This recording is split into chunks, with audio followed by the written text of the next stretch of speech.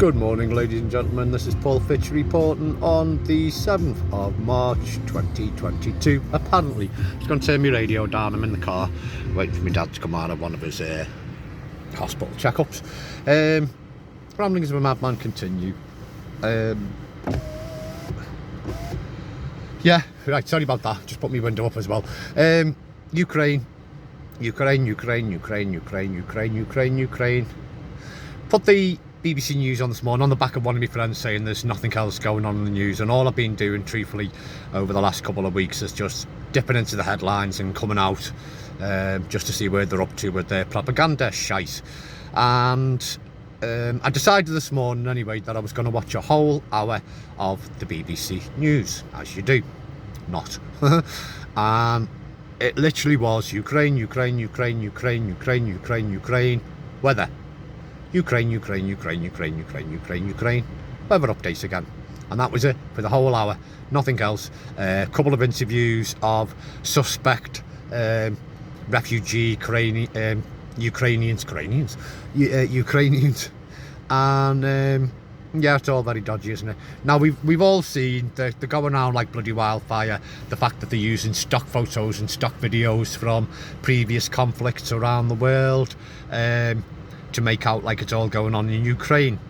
And truthfully, I think it's deliberate. I really do. I think it's part of the Great Awakening to show the hypnotized masses, or brainwashed, whichever way you want to look at it. That is exactly what's going on. And we've only got the Rona to look back on with regards to the brainwashing. You still got people wearing masks when they don't even need to wear them anymore. This is how deep and how successful the brainwashing propaganda machine is. I also put a post up the other day saying how the mainstream media is the true enemy of the people. Obviously they've got the cabal and string pullers who give the directions and whatever, but they are the ones that people watch every day. The mainstream news, the friendly faces, reassuring faces, basically spewing out a load of propaganda and a load of lies. It was Joseph Goebbels is it? Something like that anyway. Nazi propagandist in Germany, who said tell a lie often enough and repeat it often enough that people will believe it as truth. And this is exactly what's happening. We've seen it with the Rona, we're seeing it with Ukraine. There's a completely different slant on what's going on in Ukraine, that Putin is working, well, it's not even Putin was assassinated in 2011. We've got either a clone, a droid, a body double, look-alike, CGI in the mix, and possibly latex masks. Who knows, whatever the case is there, but it is not Putin at all. The same as it isn't Fauci or Bill Gates or a lot of these people, Justin Trudeau. They've all been dealt with one way or another. They've either capitulated and are working off a script from the Alliance and the White Hats, or they have actually been executed for crimes against humanity. All of the trials have already been done and dusted. They've already been done and dusted, and it's just a case of waking the masses up. So to get back to my point of all these inconsistencies and using stock photos and that, I really do truthfully believe it's deliberate to wake the masses up. There's so many of them. We normally do get this with false flag attacks and that, the inconsistencies, and a lot of my friends, myself included, are quick to pick up on these inconsistencies because we're deliberately looking for them, and we're not just obviously taking the word of the propaganda box in your living room. So yeah, it's the big wake-up call now, isn't it? Everything's been done and dusted with Ukraine. We've talked about this before with regards to the money laundering, the likes of Nancy Pelosi and quite a other high profile politicians in the USA, whose sons all work for oil and gas companies within Ukraine. The dirty money laundering going on. Hunter Biden, Joe Biden, the Clintons biggest contributor of the Clinton Foundation is Ukraine. It all leads to Ukraine. George Soros, Ukraine. It all leads to Ukraine. So We're going to have lots of people who are still just going to be waving the flags for Ukraine. There's nothing else going on in the news. Nothing's going on in Yemen, which is a true humanitarian disaster. Australia's been hit by geoengineered storms, biggest they've seen in over a century. So, yeah. I don't know what else to say really, just a quick rambling thing. I felt like it just needs to get a couple of things off my chest. So just keep your eyes peeled, ladies and gentlemen. Don't believe the bullshit that's coming out of the propaganda machine, because that's exactly what it is. People have got to wake up to this, and I keep on saying everything's being exposed. The military industrial complex is being exposed, the judiciary system is being exposed, politicians are being exposed, mainstream media, news is being exposed, big pharma is being exposed. Every facet, every tentacle of the cabal and the system that has been dismantled in front of our eyes is all being exposed, and it is taking the time. I can't remember his name now, but the one of the heads of the Dominion server for the elections, the fraudulent elections of 2020, treasonous elections of 2020. He was cuffed a few days back and arrested.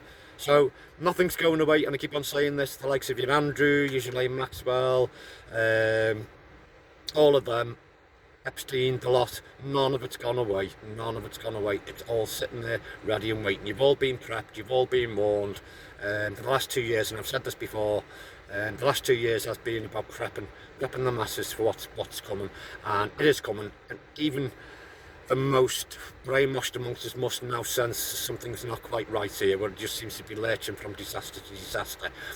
If the cabal was still in control, if Hillary Clinton would have got in, and I've said this before, I wouldn't even be making this video now, chances are a vast majority of the human population would have already been killed or dying off as we speak.